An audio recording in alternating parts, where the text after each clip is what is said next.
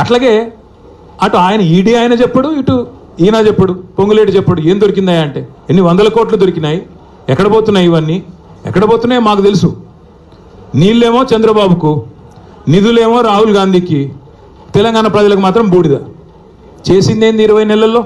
ఇవాళ ఈ civil supplies కుంభకోణం కానీ, అట్లాగే కొడంగల్ లిఫ్ట్ ఇరిగేషన్లో మీరు కేకును కోసినట్టు ఎంత బ్రహ్మాండంగా ఒక కంపెనీని ఈస్ట్ ఇండియా కంపెనీ అన్నాడు రేవంత్ రెడ్డి ఇదివరకు. ఆ కంపెనీకే ఇవాళ కొడంగల్ లిఫ్ట్ ఇరిగేషన్ ఆయన సొంత కాన్స్టిట్యున్సీలో సగం, ఇంకో సగం పొంగులేటి శ్రీనివాసరెడ్డి గారికి. అట్లాగే మిస్ వరల్డ్ అని ఒక కాంటెస్ట్ పెట్టాడు ఈ అందగాడు. ఇంకా మా జగదీష్ రెడ్డి గారిని పట్టుకొని నిన్నగాక మొన్న 3 ఫీట్లు ఉన్నాడు అంటున్నాడు. ఈయన పెద్ద అమితాబ్ బచ్చన్ అన్నట్టు. తిప్పి తిప్పి కొడితే నువ్వు 3 ఫీట్లు లేవు, నువ్వే పెద్ద పోటుగాడు లాగా ఆయన 3 ఫీట్లు ఈయన డైలాగులు. అరే మనది మనం మర్చిపోతే ఇట్లా కొద్దిగా ఎత్తు కుర్చీలో కూర్చోగానే అంత టెంపర్ వస్తుందా? కొద్దిగా టెక్నికల్ ప్రాబ్లమ్స్ ఉన్నాయి నీకు కూడా. ఎత్తు షూస్ వేసుకొని ఎత్తు కుర్చీలో కూర్చోగానే పెద్దోడు అయిపోతావా, అమితాబ్ బచ్చన్ అయిపోతావా? నేను అదే అడుగుతాను. ఈరోజు మిస్ వరల్డ్ అని పెట్టాడు ఈయన. మిస్ వరల్డ్ అని పెడితే ఏమైంది? అందులో ఒక అమ్మాయి మిస్ ఇంగ్లాండ్. కాంగ్రెస్ వాళ్ళ దౌర్భాగ్యం వల్ల ఇద్దరు కాంగ్రెస్ నాయకులు నన్ను వేధించారు, ఒక వేశ్యలాగా చూశారు. ఇంత నికృష్టమైన ప్రభుత్వం ఎక్కడా లేదని ఒక ఆడపిల్ల, వేరే దేశ అమ్మాయి ఆడకూతురు దరిద్రం అని చెప్పి మధ్యలో వెళ్ళిపోయింది. కనీసం యాక్షన్ తీసుకున్నావా? కనీసం రాష్ట్ర పరువు అంతర్జాతీయంగా మంటగలిపినందుకు ఆడకూతులకు క్షమాపణ చెప్పావా? నీదో ప్రభుత్వం, నువ్వో ముఖ్యమంత్రి. రోత మాటలు, నికృష్టపు డైలాగులు తప్ప, వైఫల్యాలు దాచుకోవడానికి ఈ నికృష్టం తప్ప ఇంకోటి ఏంది? నేను ఇంకొకటి అడుగుతా ఉన్నా. కొన్ని బాకా పత్రికలు, ఆయన ఊ అన్నా తుమ్మినా దగ్గినా ఓహో ఆహా అని రాసే బాకా పత్రికలు, ఎందుకంటే వాళ్ళు ఆడిచ్చినట్టు ఆడుతున్నాడు ఈయన. జుట్టు మొత్తం వాళ్ళ చేతుల్లో పెట్టుకుని వాళ్ళు ఎట్టు తిరగమంటే అటు తిరుగుతున్నాడు, వాళ్ళకేం రాసి ఇవ్వమంటే ఇస్తున్నాడు. కాబట్టి వాళ్ళని అడ్డం పెట్టుకుని ఈయన నా మీద పెద్ద పెద్ద రాతలు రాసుకో. పక్కాగా చెప్తున్నా, శిశుపాలుడు కూడా 100 తప్పుల దాకా బతికాడు. నీకు కూడా టైం వచ్చింది. తప్పకుండా నీ నికృష్ట మాటలు, నీ దిక్కుమాలిన ఐడియాలజీతో మరి నువ్వు ఎన్ని డైలాగులు కొట్టినా కొంతమందిని కొంతకాలం మోసగించవచ్చు, కానీ అందరినీ ఎల్లకాలం మోసగిస్తాననుకుంటే కుదరదు. 10 ఏళ్లలో కేసీఆర్ గారు ఖమ్మానికి ఏం చేశారు అని ఒక సన్నాసి అంటాడు. ఏం చేశారా? 10 ఏళ్లలో కేసీఆర్ గారు చేసింది ఏమంటే, ఒకసారి గుర్తు తెచ్చుకోండి. 2014లో ఖమ్మం పట్టణం ఎట్లా ఉండే, 23లో ఎట్లా అయింది? ఖమ్మంలో ఎన్ని మెడికల్ కాలేజీలు ఉండే ప్రభుత్వ ఆధ్వర్యంలో 2014కు పూర్వం కాంగ్రెస్ పరిపాలన ఉన్నప్పుడు? తర్వాత ఎన్ని వచ్చినాయి?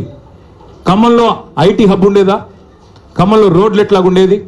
ఖమ్మంలో ఇక్కడుండే మీ చెరువులు ఎట్లా ఉండేది? మీ గోళ్ళపాడు కాలు ఎట్లా ఉండేది? ఒక్కసారి గుర్తు తెచ్చుకోండి. కొత్తగూడెం జిల్లా చేయడమే కాదు, 2 మెడికల్ కాలేజీలు ఇవ్వడమే కాదు, సీతారామ ప్రాజెక్ట్ లాంటి అద్భుతమైన ప్రాజెక్టు, జిల్లాలోని ప్రతి ఇంచుని ప్రతి అంగుళాన్ని తడిపే ప్రాజెక్టే కాదు. ఇవాళ ఖమ్మానికి కేసీఆర్ గారు చేసినంతగా ఎవరైనా చేశారా? ఒక్కసారి గుండె మీద చేసుకొని చెప్పమని నేను కోరుతా ఉన్నా. అట్లాగే నేను రేవంత్ రెడ్డిని అడుగుతా ఉన్నా, సూటిగా అడుగుతా ఉన్నా. దమ్ముంటే మగాడు అయితే చెప్పు, నీ సీటుకు ఎవడెసరు పెడతాడో అని చెప్పి ఇవాళ డిప్యూటీ సీఎం బట్టి విక్రమార్క, అదేవిధంగా రెవెన్యూ మంత్రి పొంగులేటి, అట్లాగే ఉత్తమ్ కుమార్ రెడ్డి ఇరిగేషన్ మంత్రి, వీళ్ళ ఫోన్లు నువ్వు ట్యాప్ చేయట్లేదా? ఈరోజు చెప్తావా? నీ మనవాడి మీద ఒట్టేసి చెప్తావా బయటకు వచ్చి, నేను వీళ్ళ ఫోన్లు ట్యాప్ చేయట్లేదని? రాష్ట్రంలో వేలాది ఫోన్లు ట్యాప్ చేస్తున్నమాట వాస్తవం కాదా? చెప్తావా? లై డిటెక్టర్ ముందు కూర్చొని చెప్తావా? మగాడివి అయితే రా, బయటకు వచ్చి ఒట్టేసి చెప్పు దమ్ముంటే. చేసేది దౌర్భాగ్య పనులు, గలీజ్ పనులు, మీదికెళ్ళి పెద్ద పెద్ద మాటలు. ఒక గల్లీ రౌడీలాగా ఢిల్లీకి పోయి సిల్లీ మాటలు మాట్లాడిన ముఖ్యమంత్రికి నేను ఒకటే చెప్తా ఉన్నా. 50 సార్లు పోయావు ఢిల్లీకి దాదాపుగా, ఇంకోసారి అయిపోతే 50, హాఫ్ సెంచరీ. 50 పైసలు వచ్చినాయి నువ్వు 50 సార్లు పోతే. పోవడం చీకట్లో మోడీ కాలు పట్టుకోవడం, చీకట్లో అమిత్ షా కాలు పట్టుకోవడం, రాహుల్ గాంధీ ఏమో దేక్తలేడు, నిన్ను అపాయింట్మెంట్ ఇస్తలేడు. ఇక ఈయన నా గురించి మాట్లాడతాడు. నేను చర్చకు రారా అయ్యా, నీ సవాలు నేను స్వీకరిస్తున్నా అంటే పారిపోయాను. మళ్ళీ నన్ను అంటాడు నేను పారిపోయిన పిరికి పందని అంటాడు. పారిపోయి ఢిల్లీలో దాక్కున్నది నువ్వు, నేను కాదు. సొంత ఛాలెంజ్ని కూడా స్వీకరించలేవు నువ్వు. నేను ఇంకొక మాట కూడా అంటా ఉన్నా, నీకు నువ్వు ఎప్పుడు కావాలంటే అక్కడ చర్చకు మేము రెడీ. నీ బాధల్లో ఏంటంటే హామీలు అమలు చేయలేవు, నీ వల్ల కాదు, చర్చించే దమ్ము లేదు. ఒక్కరు ఎక్కడన్నా ఒక ఆడబిడ్డతో మాట్లాడు, నాతో కాదు పర్లేదు. 2500 రూపాయలు వస్తుందా? 4000 పెన్షన్ వస్తుందా?